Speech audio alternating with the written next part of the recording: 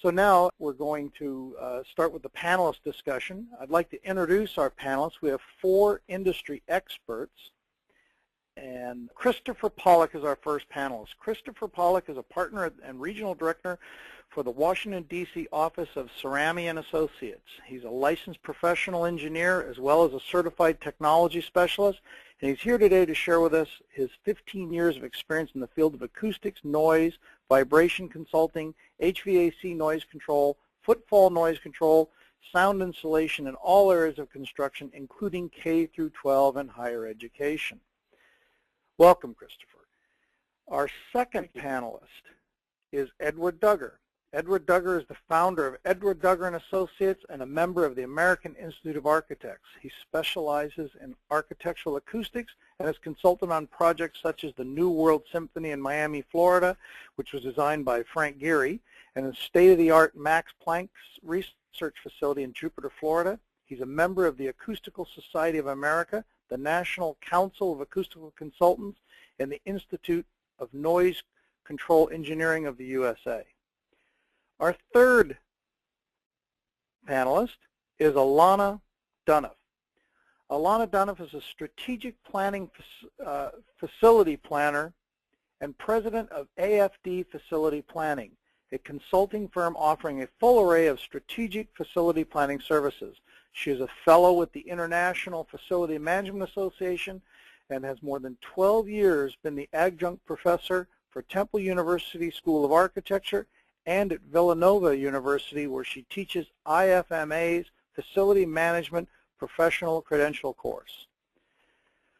Our final panelist today is Dawn Schutte. Dawn Schutte is a partner at the Threshold Acoustics in Chicago. She's a fellow of the American Institute of Architects, and she's been involved with renovation of numerous performing arts facilities, including Orchestra Hall Chicago at the Symphony Center, facilities for the Conservatory of Music at Lawrence University, and the master plan for the Academy, which is a program of the Carnegie Hall.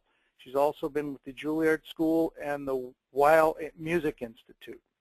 I'd like to welcome all of our panelists, and we'll go ahead and start right with a few questions. I'm going to open the first question up to just anybody who would like to respond, and if somebody has a definite feeling about it, I'd ask that you mention your name first so we know who's speaking. The first question is, are school authorities acknowledging the importance of acoustic design when planning for new classrooms and other core learning spaces? It just depends on the school district. Some of the school districts that we deal with are and this is a very important issue, and some don't even care, honestly. Sometimes we get the impression. So. And this is Dawn. I just wanted to also say the biggest challenge I think that we find when we're working on facilities like this is the challenge of budget versus the whole range of things that happen during design, whether it be the architectural character of the building, the acoustic design, the state of the HVAC systems. All of these come under tremendous scrutiny when challenged by budget requirements, and so that's what we find is the hardest thing. I don't know that it's typically not a priority on acoustics. It's trying to figure out how to balance it within the budgets that are given to a lot of these local authorities.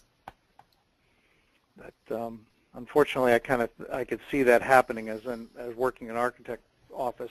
This is Mark again. I know that I did see budget seem to take precedent sometimes when push came to shove.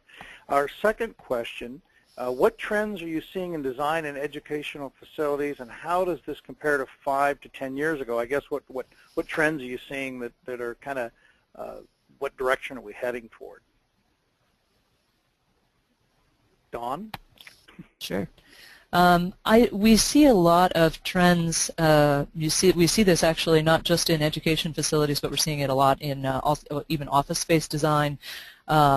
Is the idea of trying to open things up, give the maximum amount of height and light into spaces, and sometimes what that's pushing, or very often what it's pushing, is a lack of a ceiling, of a finished ceiling that architects want to expose up to the structure. There was even a photo early on in the presentation when Robert was giving it, showing this really nice light-filled cafeteria, and you notice that it just had a metal deck and there was no ceiling in the space, and it had a large glass wall. So those are things that we have to work with architects to figure out how to achieve that vision while incorporating absorptive treatments. Yeah, this is Chris. I would second that. The other thing we're seeing as a trend is teachers understanding the differences in how kids are learning and how students are learning, in that there's not only a classroom where a teacher is speaking, but also there's a need for one-on-one spaces, and there's a need for group learning spaces where a little more interactive learning is part of the process. And the design, both architectural and acoustics, has to support each of those different modes of learning, and that's true in the classroom or educational environment and in the workplace, where one-on-one or group or teaching is is changing the way that we interact with each other. This is Mark again. That's interesting, because I guess what I'm getting at is it seemed like years ago, I guess it was either gymnasiums or big, large spaces and then small classrooms, and now they're getting much more specialized into it. It sounds like more unique spaces and everything like that, which I think is a good thing. And I do agree with what Don said about I've seen that too in a lot of buildings. You're seeing a lot of these open space structures where there really is no ceiling. And I'll be honest, I never thought about the acoustical challenges that must present. Our third question, I'd like to direct to Edward Duggar.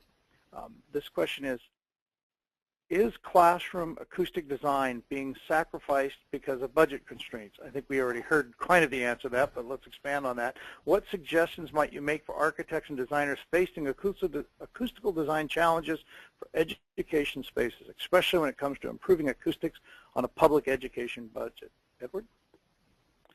Yeah, it is being sacrificed, but I think in the scheme of things, if you actually look at the overall budget of the project and the finishes and everything else, you actually kind of figure out that it doesn't. It's it's in the 1 or 2 or 3% of the cost of the total school. So a lot of times what we can do is suggested. We've taken people and kind of have them experience bad teaching classes. Usually, if there's a teacher in the group, they'll speak right up and get into it. But I think it's helpful to let everybody understand, that it is quite an important part of what we're trying to accomplish here. And in the scheme of things, the 1 or 2 or 3% is not that much to overcome, So. Edward, I could see that being a big. I mean, it's kind of like the old saying, "A picture's worth 1,000 words." I guess this is hearing is worth everything. If they actually went and experienced one of those bad classrooms, I think that would drive the point home to them. Right, and we a lot of times, and I'm sure the other people on the thing too, we have used oralizations, they're called. Essentially, kind of you can put headphones on and you experience these things very quickly and understand, just like some of the demos that didn't work earlier today on this thing. They're very helpful in terms of trying to teach people what they're trying to get at, rather than such an abstraction. So, okay. Excellent. Our fourth question I'd like to direct to Chris Pollock. Chris, what methodologies for improving acoustics in renovation projects where noise-producing HVAC equipment cannot be relocated or moved out of the classroom? Sure. This is often a difficulty when we're talking about renovations of schools and classrooms. There's two general approaches that we take, where there is some equipment that's HVAC related in a classroom.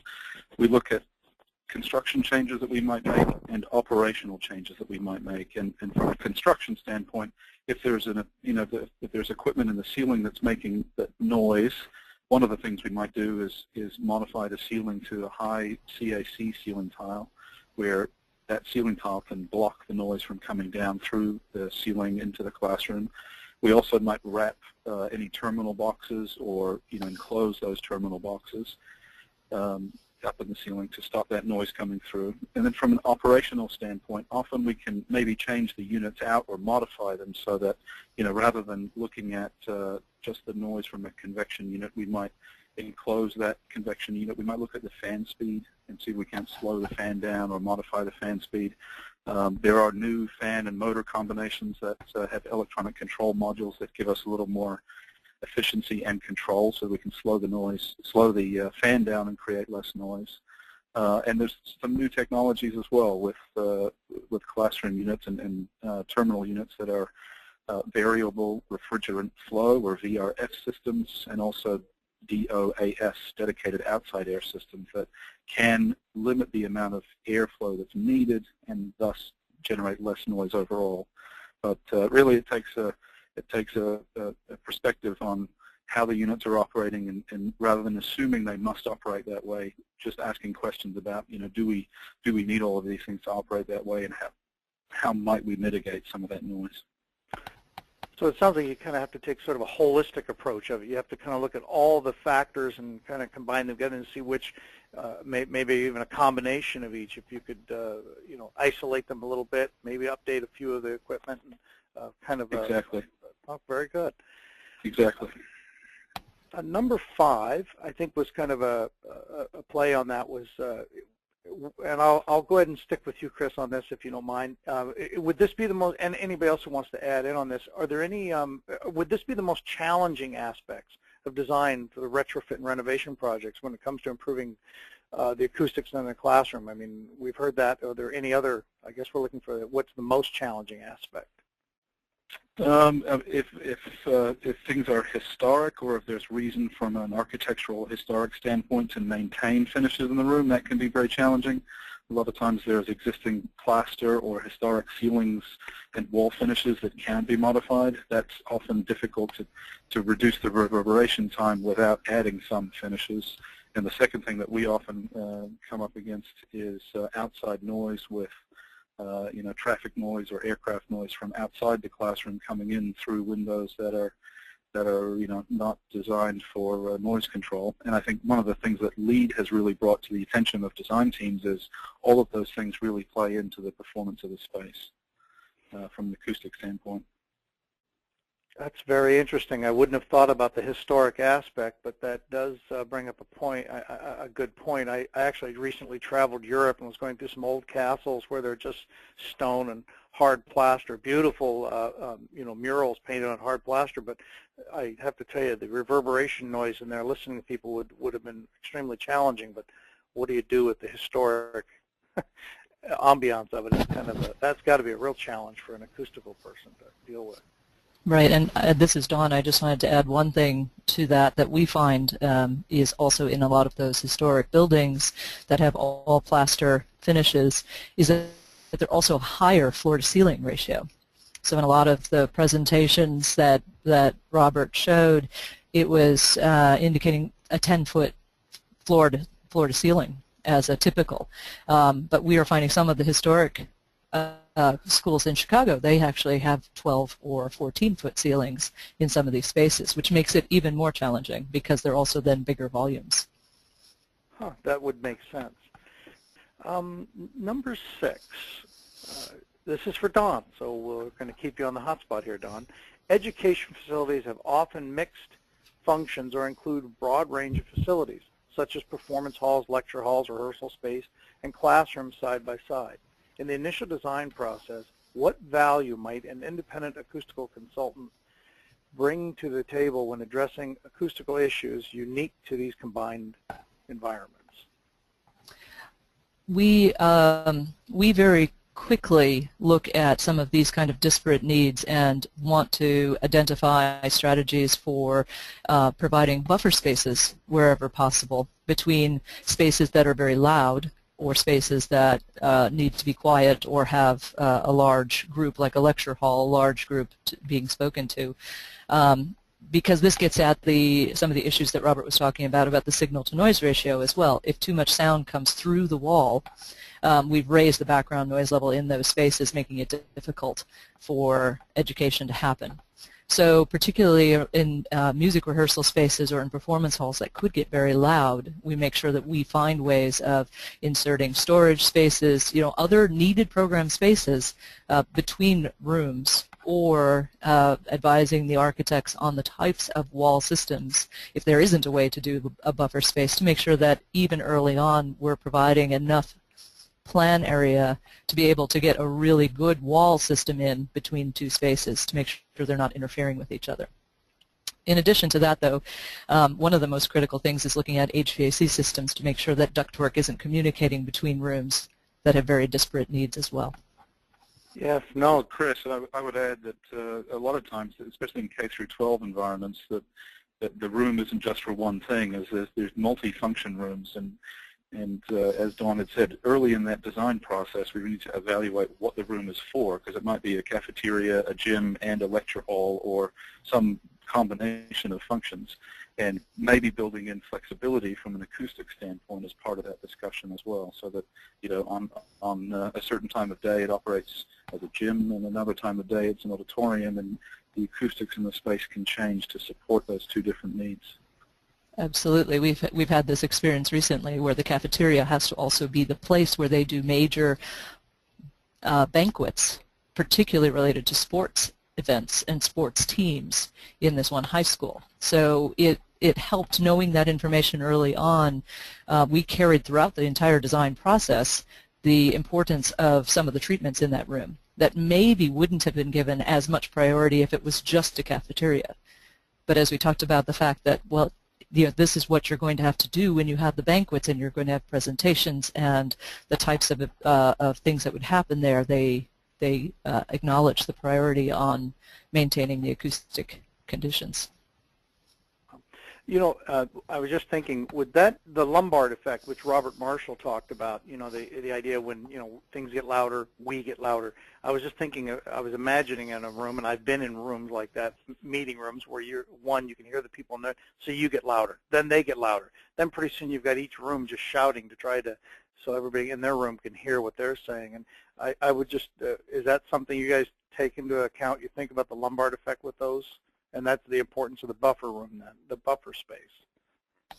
It's part the importance of the buffer space, but also that's a key issue for spaces such as cafeteria spaces. That a cafeteria can get just out of control because of exactly that problem if there aren't treatments in the space.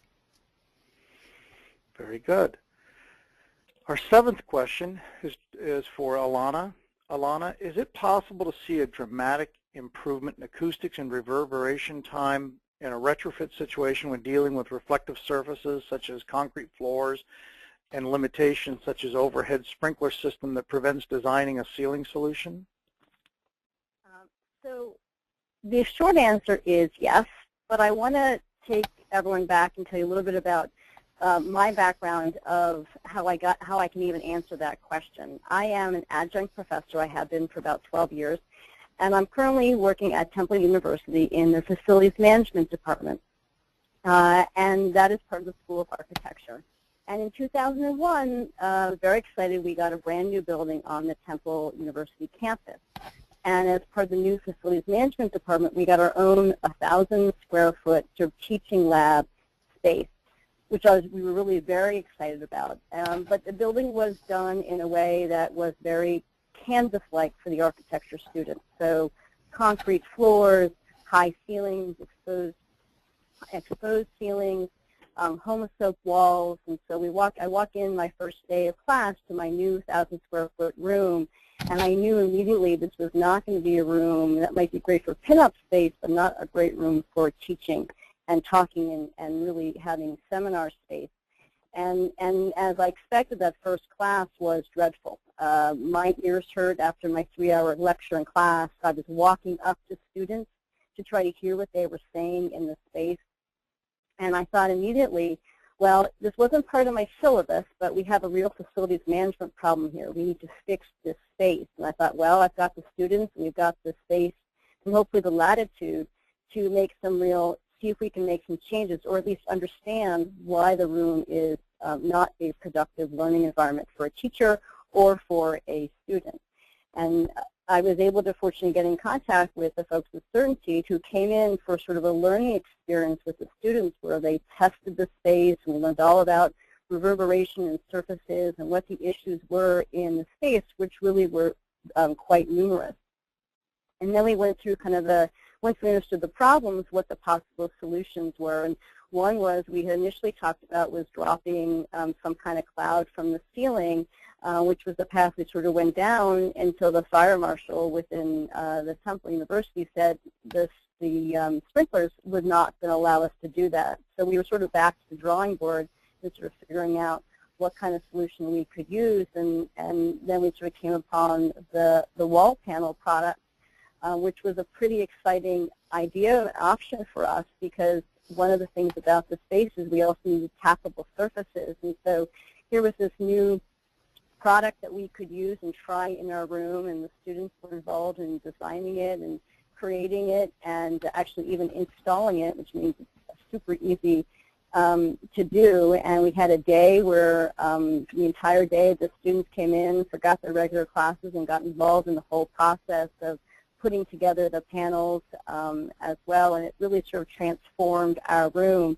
And so in the end, we had these great panels, and I will tell you, we are now the IT room in this building because it's a space that we can actually have seminars in. I've had now 40, 50 people in for student presentations, which they give quite often, and we can hear each other, we can talk, and so it really has been a great opportunity for us that we're really grateful for, the partnering that we did with Certainty.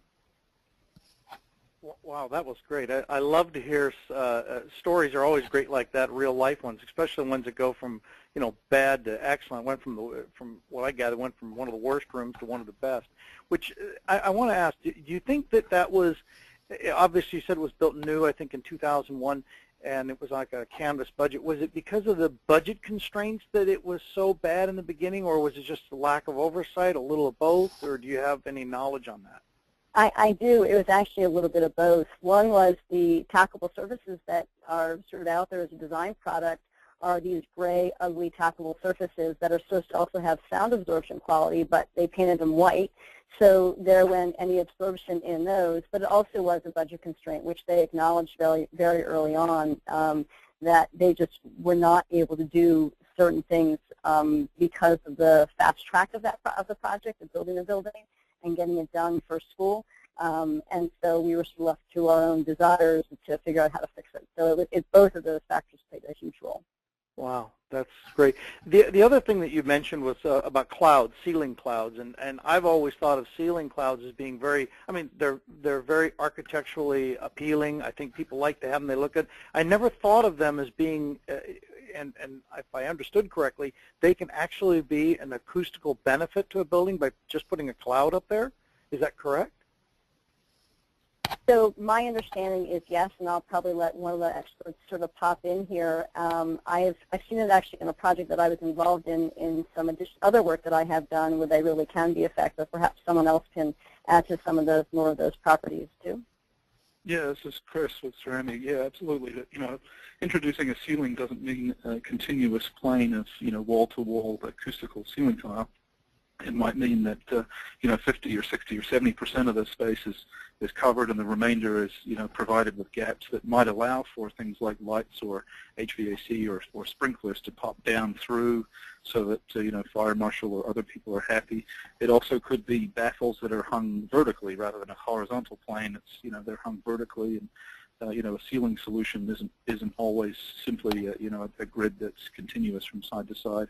And then you augment that with wall panels, and you may end up with a really great sounding room. And this is Dawn. One of the things about ceiling clouds, depending on how far they are supported off of the structure up above, is that we can achieve a better acoustic benefit than just the square footage alone would indicate from those kind of RT calculations that Robert was presenting, because sound can move around the clouds as well. So some of that area that in theory is not treated actually does have an effect of acoustic absorption around a cloud. And that's where an acoustical consultant can really help to educate and give the architects options, because we can make those kinds of value judgments. Wow, that's great. That actually kind of leads into question 8. Our next question is how important is the balance of aesthetics with acoustics, which I think is what we're talking about, trying to meet the architect's dreams to have something like I said, the clouds and things like that with acoustics when it comes to education projects. Should function trump form in this instance? Anybody like to kind of elaborate a little bit on that? Well, as I say, I think, I know Dawn and I are architects. I think, Mark, if I'm not mistaken, you are too. So I know in our practice, and certainly when I used to work with Dawn, it's an opportunity to work with an architect to come up with something new and different. I don't think we're constrictive. I think we're actually helpful in terms of just making sure, if nothing else, going in the right direction, or as the famous word is adult supervision, in design process. But, I don't think we're hurting the process. We're actually helping the design process by being there at the table. So. Yeah, this is Chris. I was going to say, I think the products that are available on the market today in terms of acoustical finishes, really, this either-or decision isn't really an either-or decision. There's basically a product or an option to solve every problem, both from an acoustical standpoint or an aesthetic standpoint. And in addition to that, the lead process for schools is now made, classroom acoustics elevated in people's minds. So it's never an afterthought. It's always there as a prerequisite. We know we have to achieve these performance values. It's just a matter of how and with what products and what approaches. And this is Dawn. I think I think the best designers want to achieve good function along with the form that they create, and they acknowledge that the acoustic requirements of these spaces is one of the key components of the function, that it's not just about the space layout, that there are other aspects that make a building successful. So the best designers actually want to find a good way to incorporate these things, even though they might also be trying to push the form or the visual aesthetics of a space. I think those are excellent answers, and I think they're good points, and I agree with you from an architect's point of view. We want to build beautiful buildings, but we want them to function too. There's no reason why they shouldn't do both. That's the ultimate goal. And I do think acoustical consultants can be very helpful in that. Number 9, our question, what are the most important factors to consider when selecting materials for superior acoustic performance in educational facilities? Maybe Alana could start with that because she's deals directly with educational facilities and lives in that world. Do you have an opinion on that, Alana? So, in my role in facilities, I'm a little bit less on the product side, but I will tell you that one of the experiences that we've had through this whole piece is that giving the students real options to touch and feel and understand products and qualities, and having sort of access to materials and the knowledge base of just the outside industry coming in and presenting what's out there for their own learning. So I apologize, I don't have the specifics from that standpoint, but the engagement process has really was a critical part of this all for us. Yeah, this is Chris again. I think the first step in that process is really to look at any guidelines that the school board may have. We do work with the School Construction Authority in New York and the DC public school system here in DC, and there are requirements that, there's longevity and other things that have to go into the product, so that when we're selecting things that are in classrooms and reachable, and they may be impacted by furniture or other activities throughout the day, they have to stand up to those things in addition to providing the acoustical performance that we're looking for. So it's both functional requirements and acoustical requirements and aesthetic requirements that are all on the table. And this is Dawn. I think a couple of things that come into play too are the age of the students and the use of the rooms, because in addition to a specific requirement from a municipality, it's just clear that if we're working with young children or it's an art room or something, that we have a different palette of materials because of the nature of the use of the room. They just can't get wet, or they have to be able to withstand getting wet or be able to take abuse. So that's one thing. Another thing that we also look at in choosing materials is where the materials are going to be placed and what the configuration of the room is, because the reverberation time calculation that was presented is a great initial tool, but the importance of understanding that if a configuration has a room much higher than is typical, say as maybe in a shop or in an art room, that we have to not just treat the ceiling, we have to also look at the walls and their treatment, because they are such an enormous portion of the volume of the room, and they have a tremendous impact on the sound. So we also have to look at the configuration as well. Very good, interesting. our last question we've got is, does sustainability have a significant impact on your choice of ceiling or other interior products, and our long-term life cycle cost a consideration? I think we'll open it up to everybody that wants to, how much we will think about sustainability and long-term life cycling costing.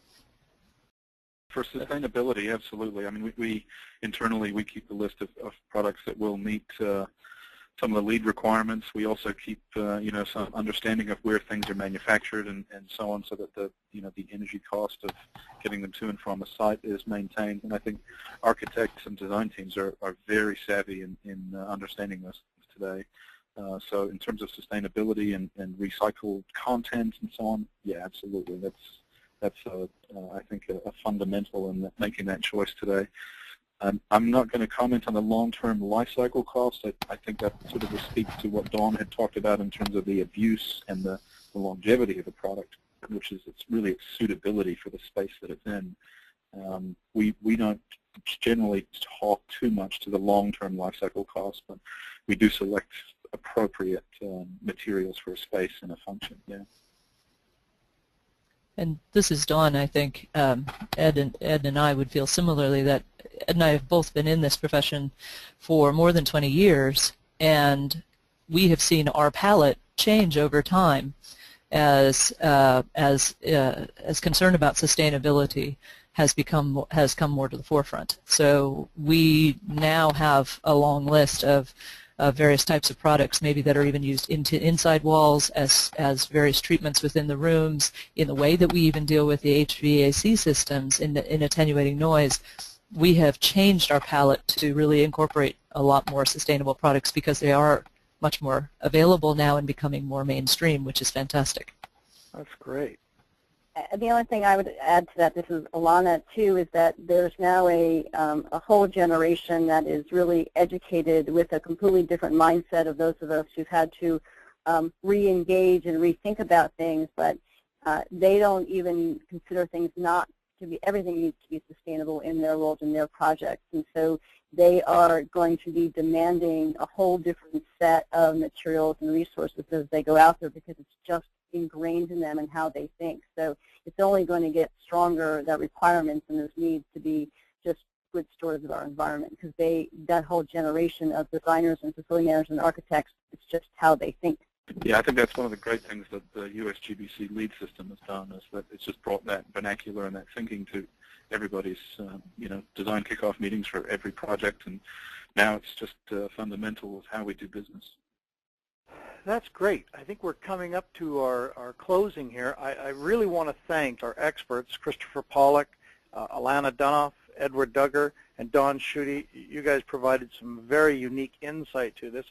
I think we've learned, and all the audience has to have learned, that there's a lot more than just STC ratings and find an NRC rating and pop it in a room and call it good. There's a lot more to consider. And I think you guys have done a great job of informing that how an acoustical expert can really be a benefit and a value to the job, to the project, and to the long-term goals, because that's what these buildings are supposed to do. They have a function, and if they don't function properly, what was the point? And I think the overall cost, I think it was Edward that brought up this, like just 1 to 2% of a whole project is to make the building functional is really worth that time and effort. I want to thank you. Any of the people that are listening and had questions, you can submit your questions, and we've been told you'll get an answer from one of the experts, or Robert Marshall would be glad to help back with that answer. I want to also thank our sponsor, CertainTeed St. Gobain Ceilings, for putting this on formative webinar. I think it's been very informative. I know I learned a lot, and I just can't imagine how our audience didn't learn a lot from all you experts. Thank you all.